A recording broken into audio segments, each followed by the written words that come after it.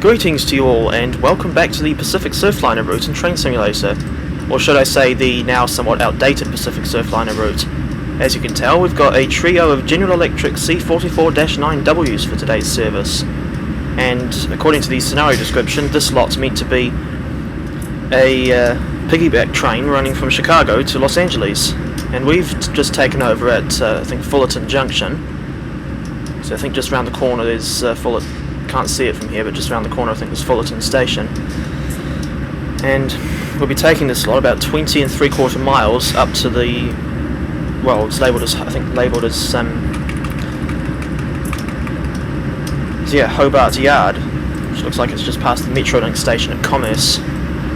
Now of course the obvious thing is that aside from that awful light glare, not sure what's causing that, as you can clearly tell, the first two units are, the first and third engines are in the ex-Santa Fe Warbonnet livery, albeit with the BNSF markings. And I think in this condition it's kind of called, I think, fake bonnet livery. Of course, as you can see, we're waiting for this now severely dated rendition of Amtrak's Pacific Surfliner to go past, and I think we'll be following behind that lot for most of the way. Of course, in real life, Amtrak doesn't use F59PHIs on that service anymore, and instead they use the Siemens SC44 chargers.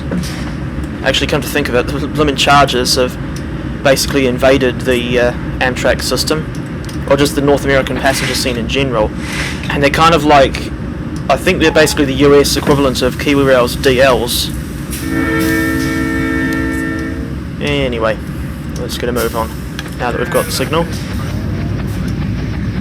So the story with the interesting thing with these Dash 9s is that it was like the Mariah's Pass add-on, where because of the inclusion of BNSF branding, for the longest time they were only available to buy in the US, but more recently Dovetail have managed to sort out some kind of licensing deal with BNSF again, and now it's on worldwide sale.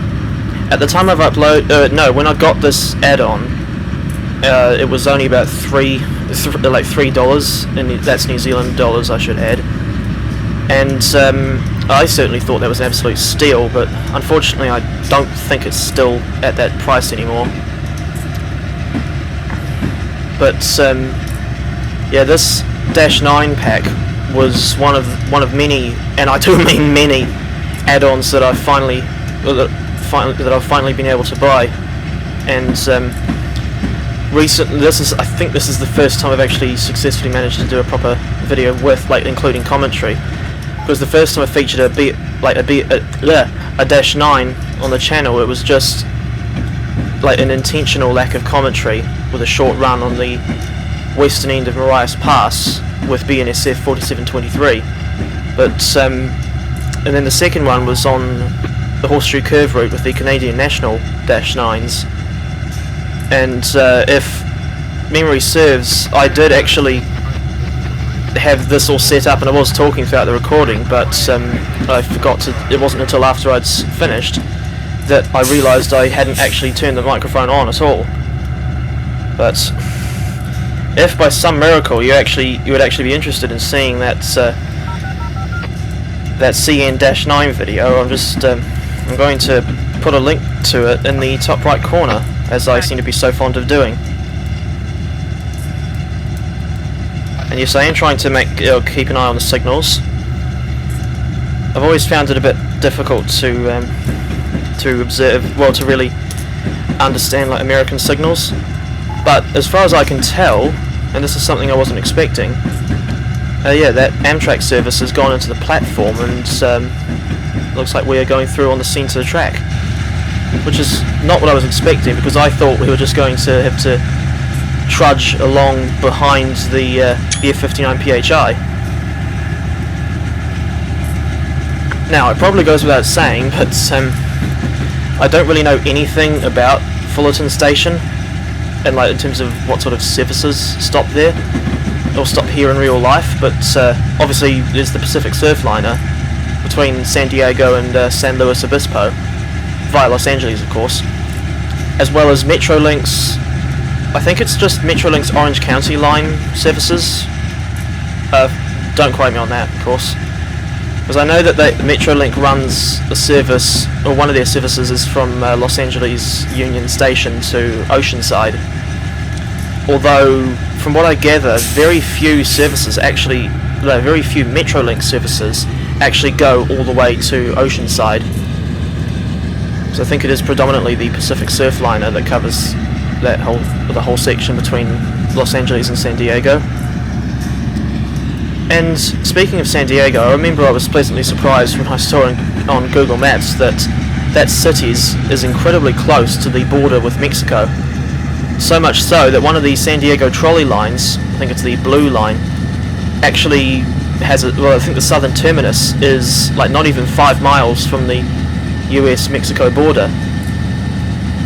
And I think it's Tijuana. I apologise if I pronounced that wrong. I think that's a city that's just south of the border.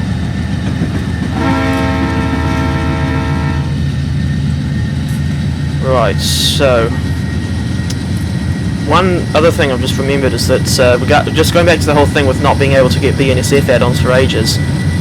That always throughout those few years, it really did annoy me because there were a huge number of especially workshop scenarios that I wanted to play, but I couldn't, again due to not having these add-ons.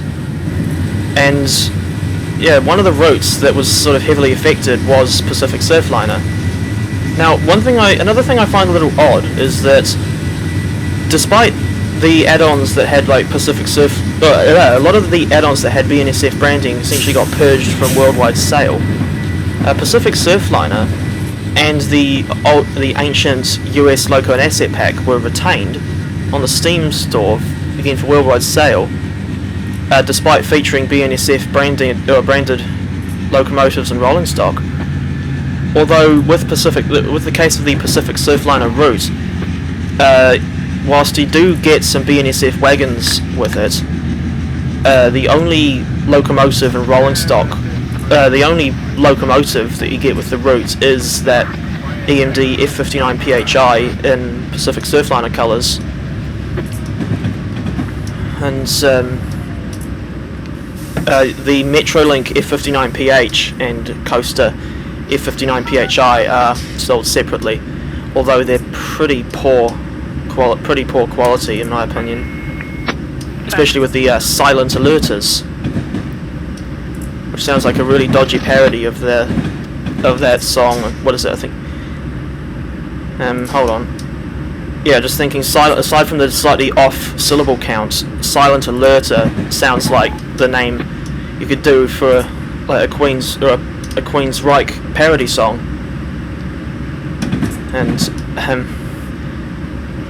And props to those who know the song Silent Lucidity. So I think it's one of those songs that I think my dad would call a miserable dirge, but in some ways I would disagree. Although I think both of us, speaking of those kinds of songs, there is one that both of us strongly dislike, and that is Close My Eyes Forever from Lita Ford and Ozzy Osbourne. And again, and as Dad would say, I think hopefully we can all agree to disagree, if you will. And here's an example of a song that's actually no, what am I saying? Yeah, a song that I personally like but Dad doesn't, and that is I Want to Break Free from Queen. It's just thinking back to like Ozzy Osbourne, the only two songs that he was ever involved with that I think are any good are Paranoid from Black Sabbath and one of his solo songs called Crazy Train. And no, the inclusion of the word train in that song's name is not the reason why I like it. Usually when I like a song, the sort of criteria I judge it by is like the lyrics, the sound of the music, and whether or not I think it's good. Another important criteria is like the length of a song. I never like it when you get a really good song that is basically ruined by being so short. One example could be Spirits in the Material World from the Police. Although I think the worst offender in that regard has got to be Take Me Home Tonight from Eddie Money and Ronnie Spector. Station Buena Park. I will say that whilst generally the detail on this route is pretty basic, especially, I mean, it's certainly showing its age in some places, but I do still like some of these assets at this station. And I've just remembered that Anaheim is one of the stations on this route, but I can't remember whether it's north or south of Fullerton. In fact, I'm actually going to check. Right, so there's Fullerton. Oh, it is south. It's the first station south of Fullerton. Go figure. But no, of course, Anaheim I think is mainly known for the original Disneyland, which I'm not really a fan of Disney myself, but if anything I'd probably only go there just to ride on their strange little railway. And the other Disney related line that I find quite interesting is the one in Hong Kong, except that is a very weird beast and far from what you would expect from a train connected to Disneyland.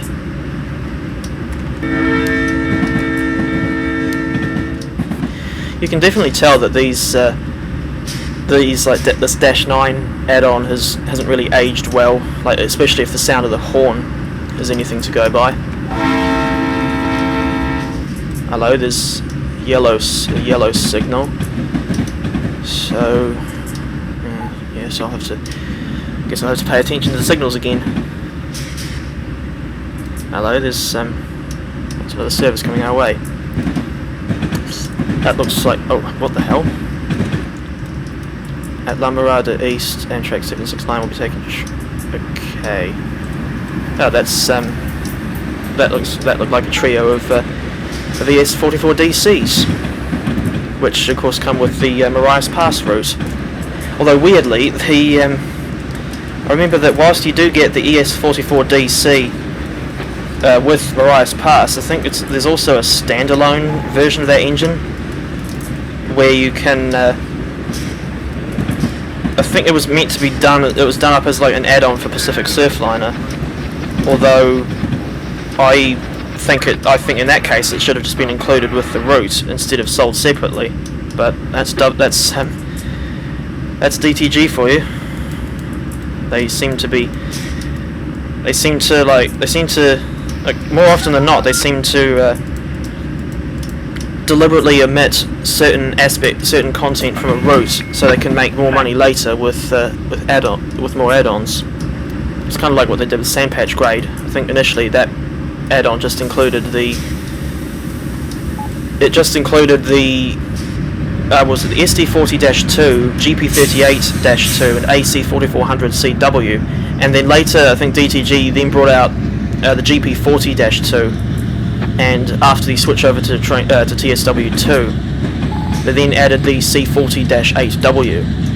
Although from memory, the GP40, and for whatever reason, was never made compatible with TSW2, and kind of like the Northeast Corridor New York route, if anyone remembers that. In other news, just going across this bridge and seeing what this is sort of giving me GTA 5 flashbacks, because of course the fictional city of Los Santos I think was built on and heavily inspired by Los Angeles, although there's no representation like a big central railway station in GTA.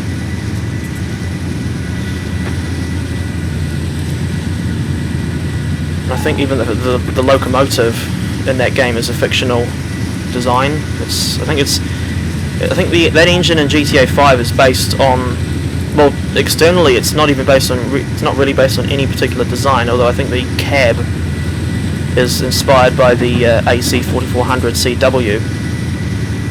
But I think it better resembles an EMD GP20 because it's a relatively small locomotive on a Bobo wheel arrangement, or like 2 4-axle bogies with all 4 axles powered, and yeah, it's I just think it reminds me of like the GP20 specifically, because that GTA 5 engine just looked too small to really be a to really represent the GP38.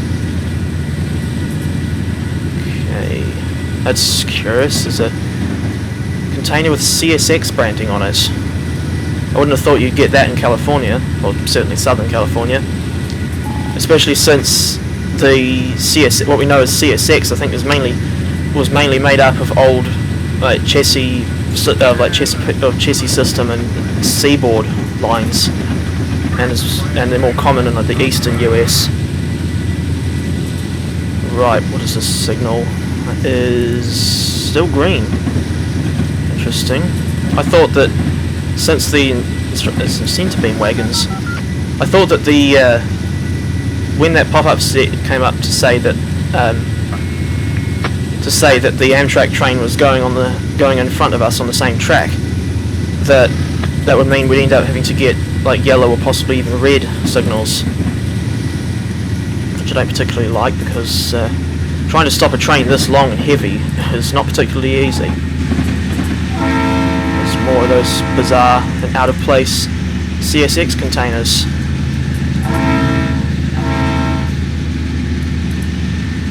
So these Dash 9s, from what I gather, well, specifically the C44-9W, I remember that they were some of them were originally built for the, when they were built, it was still, well, the BNSF merger hadn't happened, and obviously some of them were turned out in in this classic Warbonnet livery.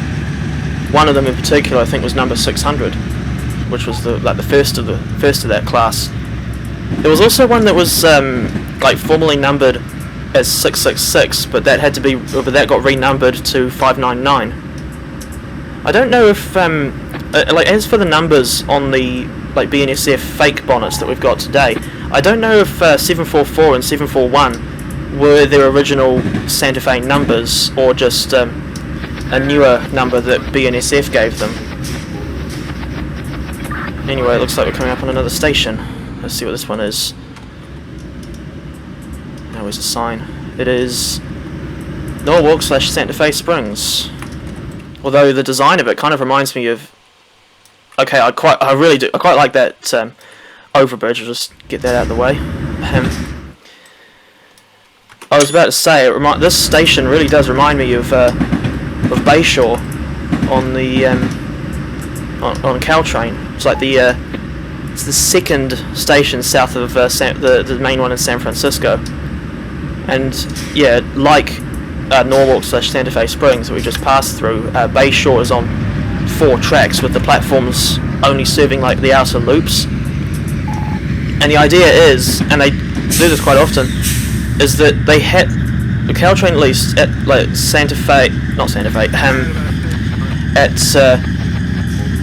at this what was it? Yeah, Bayshore and Lawrence. They sometimes have like local or limited stop trains stopping in the like scheduled to stop in the platform, and then around that same time on the fast line they have one of the other limited stop or even baby bullet services speeding past.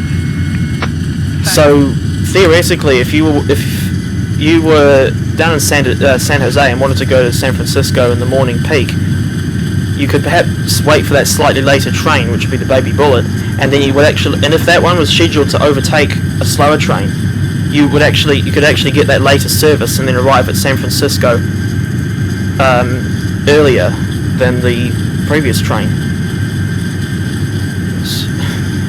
I've always wanted to try and make a scenario on like the northern end of this Pacific Surfliner route, like past Fullerton, but I've never really liked having to make scenarios where you drive through areas that have loads and loads of sidings, because the whole process of placing static rolling stock down in these sidings, I've always found it to be incredibly tedious, especially, well, I mean, I think the worst offender was probably like Carlisle Kingmore Yard, which you would get on the western lines of Scotland, West Coast Main Line over Shap, and West Coast Main Line North routes.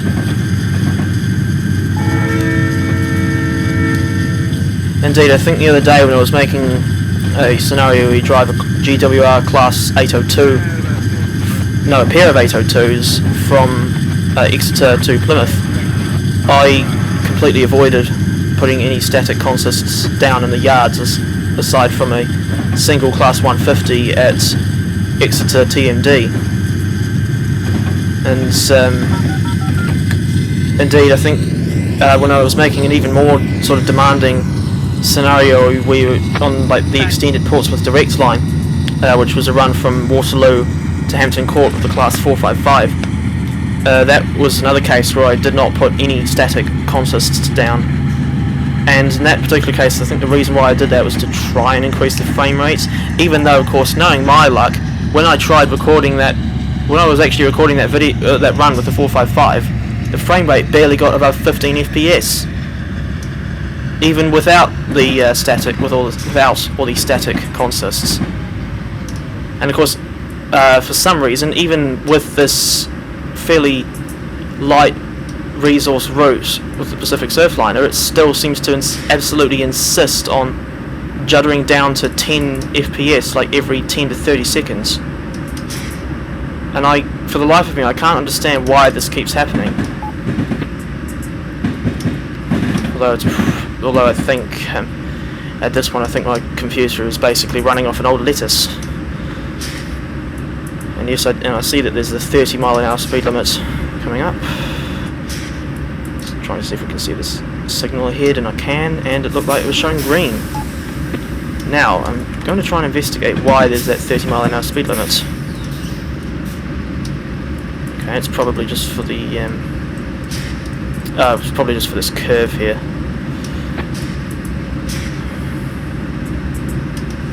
Wait a minute. I realise that there's still about just over a quarter of a mile to go before the 30 limit, but I think it's better to be safe than sorry.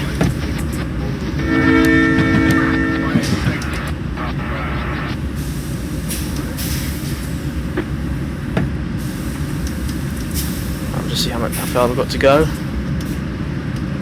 I'll tell you what, this journey is actually, despite the rather consistent, or sometimes even inconsistent, lag spikes, this journey seems to have gone by a lot quicker than I thought it would, and because of that I'm pleasantly surprised. I don't know if you can hear it, but I can't imagine you would, but it sounds like there's a plane going over my house, and indeed there is.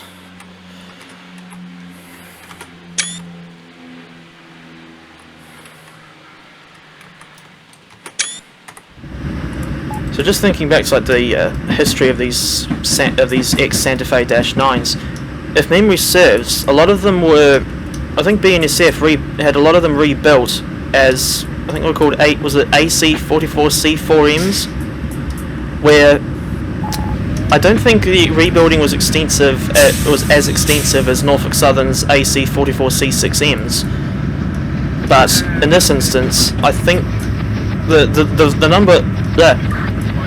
They were modified, I think, to the point where they obviously still had these three axle bogies, but the middle axle in each bogie was unpowered, and that's called an A1A wheel arrangement. And if it's and if all six axles are powered, then that's called the COCO wheel arrangement. I'm not entirely sure why the rebuilt AC44C4Ms lost power and two axles, but do you say BNSF would have had a reason for that?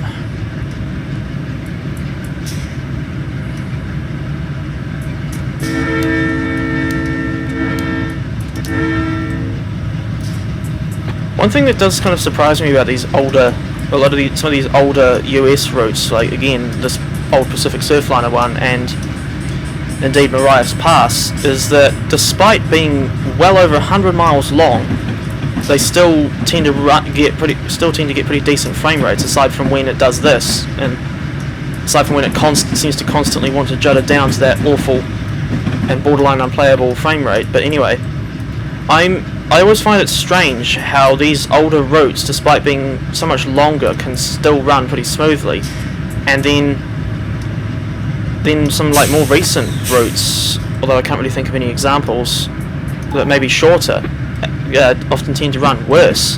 Indeed, I think Portsmouth Direct Line is one of them.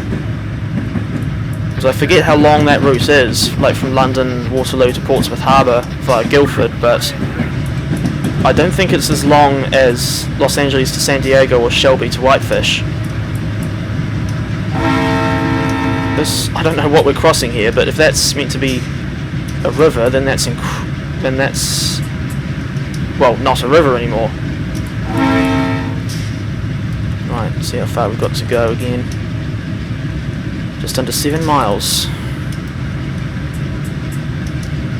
And it looks like I can see that we'll be able to accelerate to 50 miles an hour again before too long.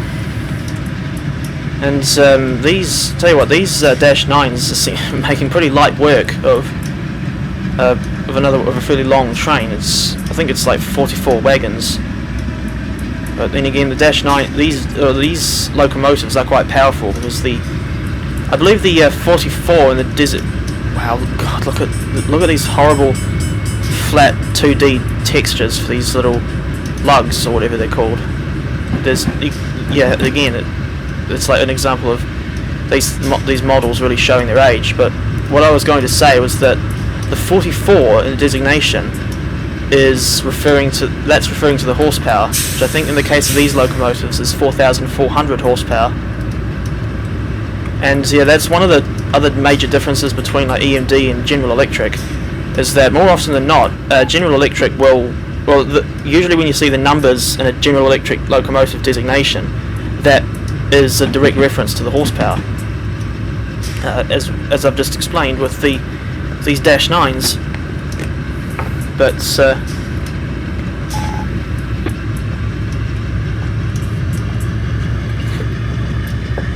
another example, I suppose, could be the more modern ES40DC, which is, and with the 40 obviously referring to the fact that it's only got 4,000 horsepower. The other thing that I find quite curious is that any of the GEVO locomotives actually have DC traction motors anymore. Because if Norfolk Southern's recent antics are anything to go by, it now seems to be a common trend to have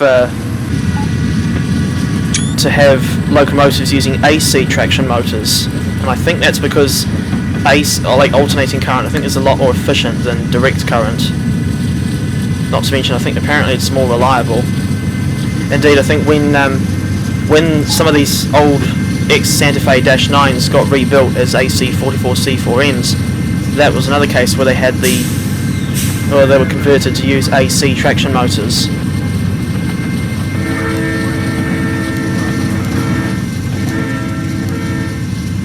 What I find quite curious is that like just how different this cab interior is compared to the Canadian National version. Because whilst that one is still technically a C44-9W, it has the control stand about here instead of like sort of and instead of a dashboard, it is literally a stand, like what you see on a lot of EMD designs. Should make for an interesting screenshot, although you can't see the wheels, unfortunately. I'd actually try and enter that in one of DTG's screenshot competition things, where you can like submit, or that people can go on. There's like one of the official Dovetail forums where people can submit screenshots that they've taken, and then like other people can vote on them. And I think whichever one has like the highest votes will then appear as like in the loading screen for about, I think, for like 4 weeks. I've only ever made it. I've only ever made the grade once, and that was with a it wasn't actually with Train Simulator. It was with TSW, and like a screenshot of a Class 101 DMU at Dayton on the Northern Trans-Pennine route. And yes, I might actually look into that screenshot competition again. Even though there's or even though I basically never win. And actually, that's a mindset I've had for a very long time. It's like, seemingly, the vast majority of competitions I've entered over the years, I've lost. And I always seem to think, or I always think, well, what's the point in entering it when I'm inevitably going to lose to some other snobbish prick? And I am not saying, I mean, it's still a little confusing because I still sort of think that that's the way, still the way I see it sometimes, but right, which way do we have to go through here? It did say manual points. Just making sure I don't screw this up. Okay. Yeah, as I was saying, whilst I usually do have that whilst I often have that very pessimistic mindset with regards to not basically like telling myself that I know I'd lose a competition, that's not really always the case. Although there's only really one instance I can think of where, well, I can remember off the top of my head where I did actually win a competition, but not counting the screenshot one I just mentioned. This would make for an interesting shot. Although, what is a Norfolk Southern engine doing in California? Anyway, try to get the angle just right here. That's right. I think we're just next to Commerce Station. Where's the sign for it?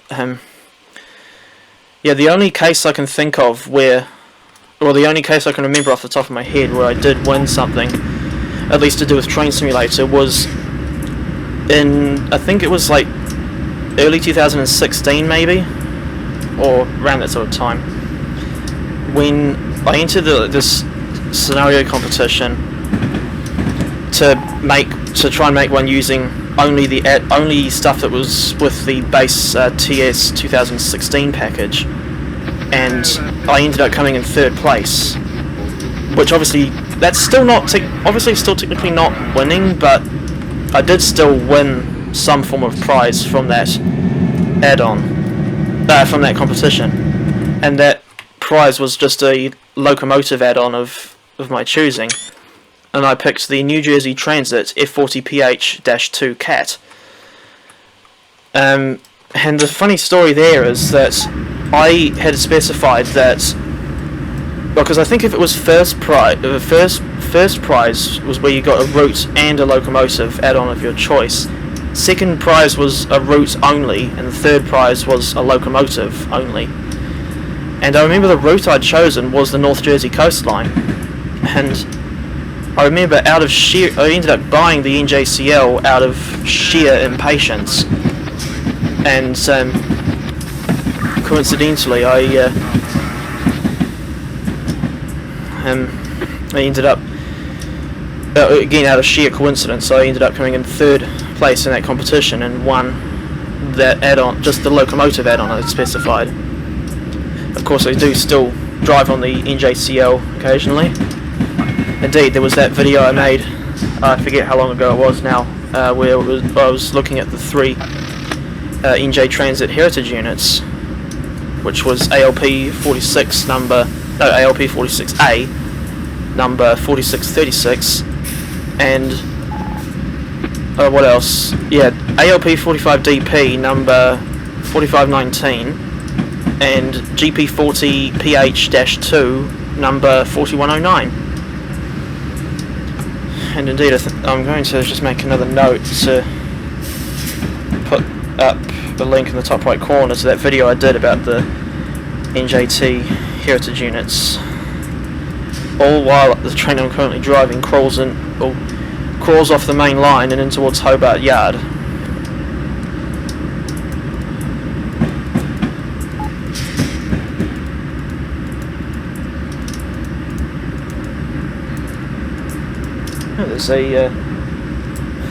there's a bird squawking not too far from my window, and I'll just see if I can see where the bird is. Well, either way, I may not be able to see it, but I can tell it's a tui, or just TUI, and that's a native New Zealand bird, and it's quite a distinctive animal because of its squawking, the fact that it's got like little white feathers on its neck, and the rest of the feathers are usually like blue, well no, black or like greenish blue. It's quite a nice looking bird, if I'm being honest. Funny thing is, I didn't know that for the longest time I didn't know that tui could fly. And then one day when I was at the Firth Tower Museum, which is near a town called Matamata, I was looking up at a tree and I saw a tui fly from one tree to the next one over, and that was essentially a reality check.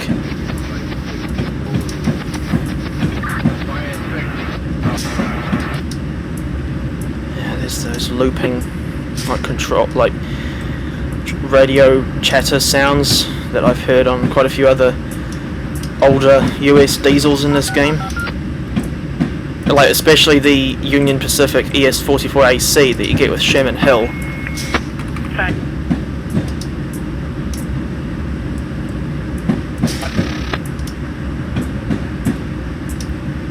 I think the points are set properly. Sometimes I remember on Sherman Hill when I've tried driving driving a freight service into Cheyenne, I've sometimes forgotten to set the points properly, and I've ended up going onto the wrong siding, so I had to reverse back to past that point and then set it, make sure it was set correctly.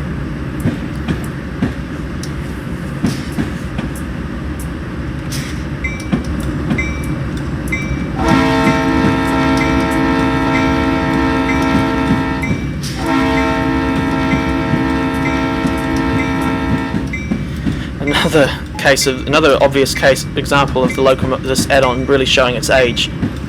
Not just the somewhat generic bell sound, but also that really bad loop on the horn. Thus, yes, I think in this day and age, if you tried releasing this sort of add-on, you'd have to make sure, the devs would absolutely have to make sure that the horn, at the very least, loops properly. What does this say? Bring your heading to a stop at Hobart Yard, track 3858. You can leave your power attached. The hostler will take care of the cutting off the units. Yardmaster out. As for what they mean by hostler, I'm assuming they're referring to this SW1500.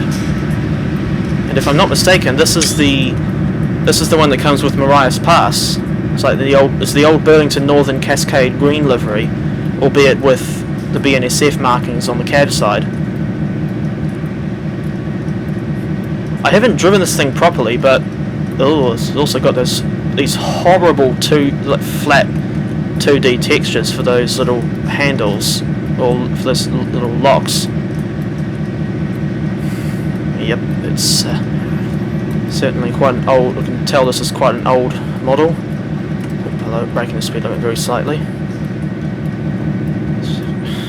Yep, more of those horrible flat textures. Some cabs like. You're right, mate. No need to be rude. I was just asking you a question. You don't need to give me the silent treatment. You insert really mean word here. At least he's wearing a high vis.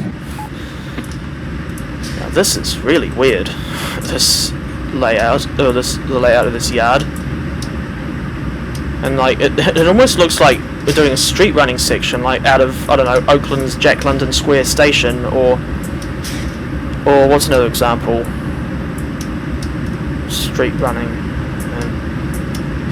like in the modern day. I mean, I can't really think of any examples actually besides that one, that section in Oakland. Although I suppose it's designed so you can just see there that sort of rotating. Well, it's not rotating, but sort of a great big straddle carrier. It looks like one of those things that would roll a lot where the wheels would for those vehicles would run.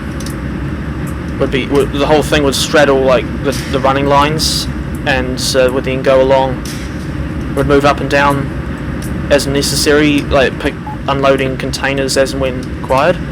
Although in this case, of course, it's not a container train. These piggyback consists. Well, the reason they're called piggybacks is, I think it's to do with the fact that it's just truck trailers on a railway wagon. Although these wagons look disproportionately small in comparison to what they're carrying. Although I will say that these, I always find that these wagons just look incredibly long, and too much so for my liking. As for how they would get these truck trailers off, I've got no idea.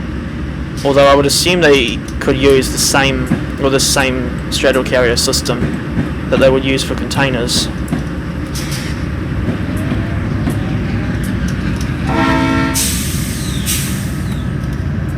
So as for why we're continuing on even further, it's junction locks, right?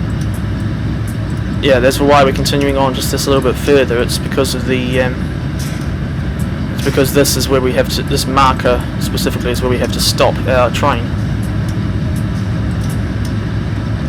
And yeah, I tried to set that manual point, but I couldn't because it was blocked by the Dash 9 that thought it was an A4.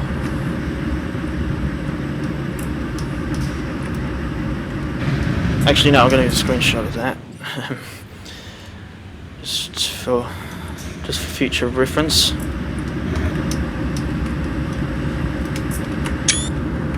And back to our engines. I think I might bring this lot to a stop as soon as they get onto the marker, just because I think this video's been going for long enough.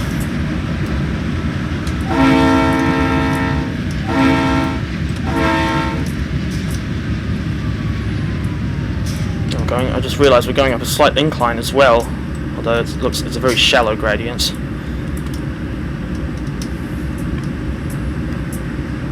So yes, now that we've pretty much reached the end of our run, I think I'll take the opportunity to say thank you very much for watching, and yeah, I hope that you've enjoyed this run with the General Electric C44-9Ws again, in spite of the potato frame rates and the constant lag. But yeah, that's really all I've got to say now, so until next time, take care everyone.